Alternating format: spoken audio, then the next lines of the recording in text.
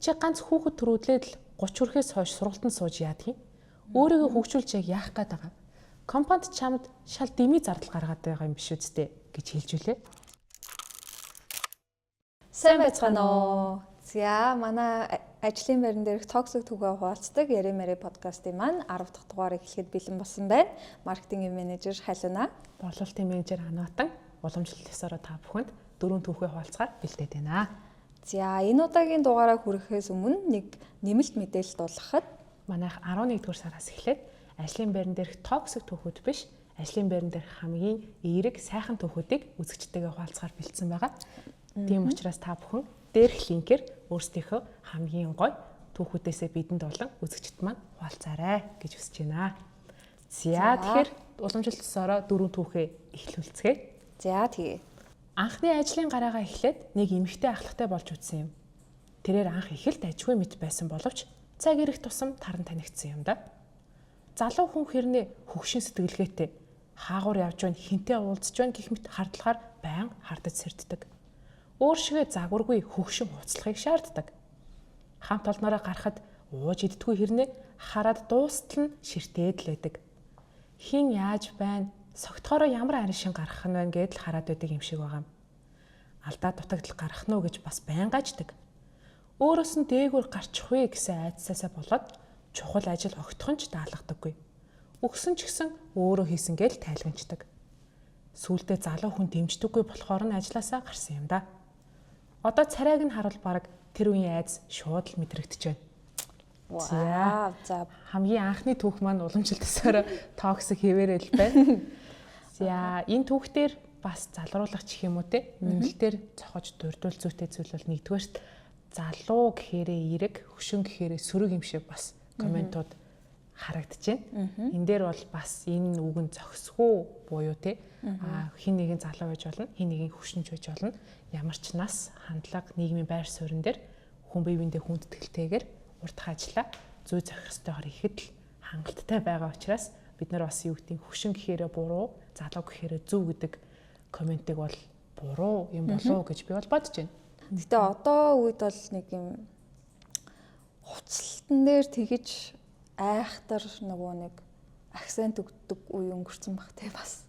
Яг хөө мэдээж профешнл хувцлагыг, мэрэгжлийн хувцлагыг ч юм уу шаарддаг одоо форумтай цаанаасаа форумтай ч юм уу тийм компаниуд л одоо биш бол бас харцангуй гайгүй. Тэр хүн маань бас мэрэгжил нь ямар байснаас шалтгаалаад тэр хүн маань хувь индивидуал хин нэгэнтэй уулздаг биш. Яг тухайн компани ажилтан, тухайн компани нүүр царай гэдэг өнцгөөсөө магадгүй клиентуудтай харьцдаг байсан байх. Тийм өнцгөөс тухайн хүн маань ажил эрхэлдэг бол тодорхой хэмжээнд одоо юу гэдэг нь офис хувцлах, зүй зохистойгоор өөрөө бие авч явах бол зөв шаардлага бас байсан байх. Тэгэхээр тухайн одоо түүхээ явуулсан хүний маань ажлын байр, ажлынх нь нэршлэн сайн мэдэхгүй болохоор бас комментиг бодож үзмээр л дэлгэрүүлж үзмээр л түүх байна да. За дараагийн түүх рүү хоёрдугаар түүх рүүгээ орцгоё. За. Монголын бас л хамгийн томдоо ордог групп компанид бичиг хэргийн ажилтнаар дөнгөж сургуулаа төгсчхөөд л шууд орлоо. Хамгийн бага нь бас хамгийн шин юу ч мэдэхгүй байсан ч гэсэн бүх юмаа сурах эрмэлзэл дүүрэн эрч хүчтэй ажиллаж ажлын хажуугаар группийн олон нийтийн арга хэмжээ, тэмцээн, уралдаан, сургалт хөгжлийн үйл ажиллагаанд бас тогтмол оролцдог байлаа. Мэдээж би ажлаа зохицуулж хаад л тэр үйл ажиллагаанд хамрагдаж байсан болно. Ажилд ороод жилийн дараа удирдлага солигдож, өөр хилцээс томилогдож ирсэн менежер маань харин намайг тэрхүү олон нийтийн үйл ажиллагаанд оролцуулах маш их дургүй, эсэргүүцэж бүр эхлэв. Шалтгаан нь чи ганц хүүхэд төрүүлээд л 30 хүрэхээс хойш сургалтанд сууж яадаг юм? Өөрийгөө хөгжүүлж яг яах гээд байгаа? Компанид чамд шал дэмий зардал гаргаад байгаа юм биш үсттэй гэж хэлж үлээ. Бүр ажлын бус цагаар хүртэл үйл ажиллагаанд хамруулдаггүй. Би хүний нөөцтэй чи ярьцсан. Чиний оронд өөр хүн явуулахар болсон шүү гэд надтай нас чацуу хэрэн эрэгтэй хүнийг сонгоод явуулж байсан да. Хүйсээр ялгарлал гэдгийг 22хан наснда ийхүү өөрийн ажил амьдрал тултал мэдэрч байж билээ. За бас сонирхолтой токсик түүх байна. Энэ бол нэгдүгээрт хамгийн муухай байгууллагт байж боломгүй зүйл буюу хин нэгнийг хүйсээр ялгарлан гадуурхах үйлдэлийн хамгийн тод бас хамгийн харамсалтай түүхүүдийн нэг байна те. Тухайн ажилтан маань өөрийнхөө ажил дээр за местэн дээр софт болон хард скиллүүдэд дээшлүүлэх гээд сургалт, семинар, үйл ажиллагаанд нь идэвхтэйгээр тогтмолоор бүр байгууллагуудыг хүсдэг шиг гоё хүсэл эрмэлзэлтэйгээр оролцож байхад чи эмэгтэй хүн болохоор огт орж болохгүй гэдэг үнцэг бол маш буруу. Бараг л энэ чинь одоо хуулиндаа заасан санагдахынтэй хин нэг яс үндэс юугаар нь ялгаруулж болохгүй гэдэг шиг. Тэгэхээр энэ бол хамгийн түрүүнд хамгийн няцаашгүйгээр маш токсик түүхүүдийн нэг байна. За би ч гэсэн адилхан бодолтой байна. Яг гэхдээ ингээд хэлсэн тэр одоо чи ганц хүүхэд төрүүлээд л 30 хүрэхээс хойш сургалтанд сууж яадیں۔ Өөрийгөө хөгжүүлж яах юм, компанид дэмий зардал гаргаж ийн гэсэн ийм үг хэлдэг. Энэ бол удирдлагын түвшинд байхааргүй муухай комент те. Хамгийн муухай нь өөртөө адилхан хэрний эрэгтэй хүнийг явуулдаг буюу энэ түүхээс ойлгоход бол тухайн ажилтан маань одоо ойрын магадгүй 2-3 5 жилийн хугацаанд бол гэр бүл төлөвлөлтийн явраа төлөвлөгөө байхгүй байхад нь шууд эрэгтэй хүнээр орлуулах ч юм уу те. Нөгөө эрэгтэй хүнийг ч гэсэн бас аягүй муухай байдалд оруулж болох үйц. Үл ойлголцол бүр зөрчил гаргасан байна гэж харагдаж байна. Тэгээд бас ажлын бус цагаар хүртэл үйл ажиллагаанд хамруулахгүй байна гэхээр одоо яг ямар утга учиртай юм нөгөө хүн нь уг нь ажилтан нь өөрөө сурч хөгжиж бусдтай ингээд танилцъя гэсэн нээлттэй байхад энэ дээр бол ингэсэн нь бас угаасаа нэлийн токсик санагдлаа.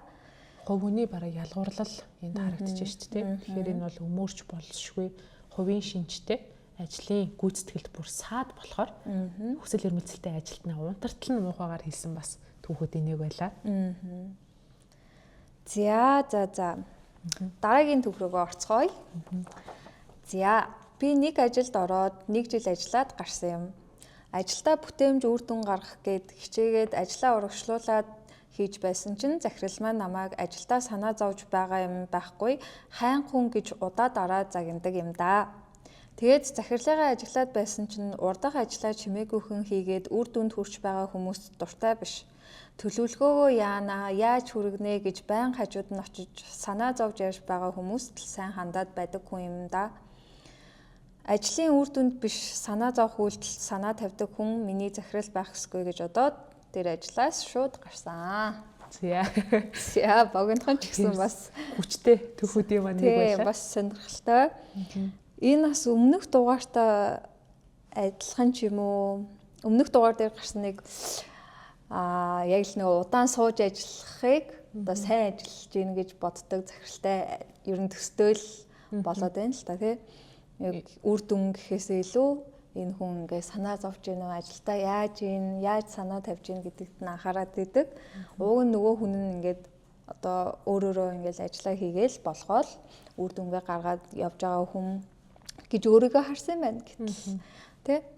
Ажилтан болгон бас яг гаднаа илэрхийлж тухайн сэтгэл хөдлөл ажлын процессыг илэрхийлэхгүйгээр гарах ёстой үр дүнгээ цаг тухайд нь гаргаад баг хамгаалалтаа танилцуулж болохоос опшн мэдээж байгаа.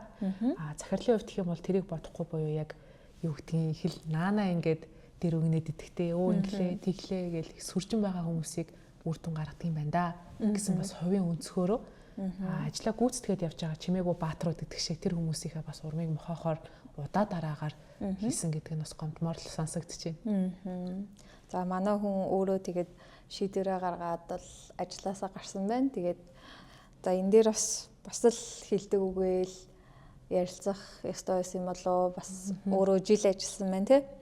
Жил ажиллаад хийсэн ажлынхаа үр дүн харуулахын тулд бас нэг дарагтайгаа ярилцаад үзсэн бол бас өөрчлөгдөх боломжтой байсан байж магадгүй. Гэхдээ хэрвээ ярилцаад болоогүй бол бас ийм токсик газар бол удаан байх нь бас өөрт нь сэтгэл зүйд нь хэцүү учраас гарсан зөв шийдвэр байхаа гэж бол бодож байна. Яг манай халуунагийн хэлдэг шиг альва асуудал гарлаа гэхэд ажлын байрнаас шууд гарах, өөрчлөгдөх бас байнгын хариу бол биш байдаг. Танд харилцах, ярилцах, за асуудлыг илэрхийлэх сонголт бол үргэлж байгаа. Тэглээч гэсэн та өөрийнхөө хэцүү байгаа, эсвэл ойлгомжгүй байгаа зүйлийг хэлээд үр дүн гаргахгүй танд субъектив буюу хувь нөрөө чинь чиглэсэн комент гомдол ирж байгаа бол ёстой л токсик байх болоо гэж бодож байна. За дараагийнхаа түүх рүү. За нэг компанид ажилд орвоо. Тэгсэн 1 сар дажгүй ажиллаад явж байтал дарга эхнэрээ санхүү дээрээ ажилд аваа хөрхий. Тэгсэн тэр нь ажилтан болохны хийж байгаа зүйлийг голж шилээд наасан.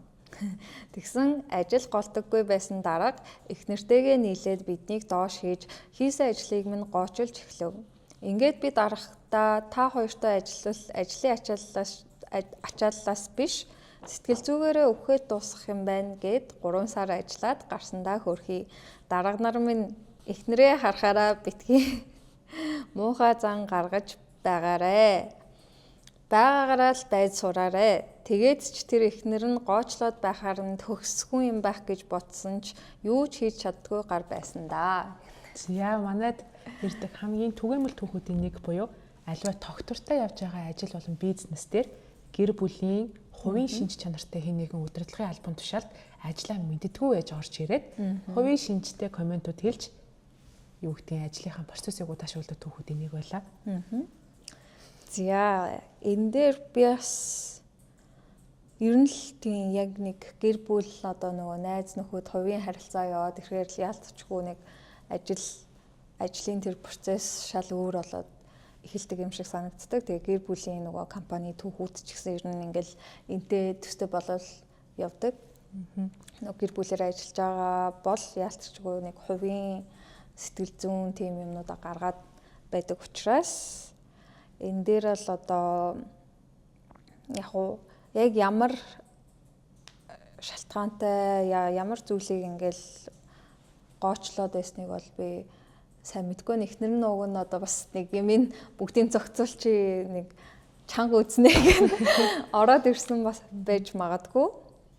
Харин тийм. Компани дээр байгаа хүмүүс бол нөгөө үнцэн бүтээх гэж үр дүн гарах гэж байгаас биш. Эцсийн дүнд таны бас яг гэр бүл шиг байх албагүй бас гэр бүл биш гэдгийг одоо сүүлийн үед бас байгууллагууд айгу боддоор хүлээж ах шиг үн тийм байхад заавал гэр бүлийн гишүүн юм шиг сэтгэл үр дүн хүлээдэг эсвэл тийм комментиг хэлнэ гэдэг бол өөрөө бас байгууллагт байх шаардлагагүй ёс зүйн үйлдэлүүдийн нэг байх боломжтой л гэж би бодож байна.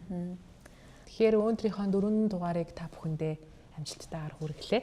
За дугаар ихэнд хийсний дагав та бүхэн өөрийнхөө хуваалцах сэтгэлийн тайд дулаацуулдаг Гой түүхүүд гэдэг хэсэг рүү та бүхэнд ирэх линкээр бидэнд рүү явуулаарай. За өнөөдрийн дугаартай хамт байсан та бүхэндээ баярлалаа. За баяртай. Баяртай.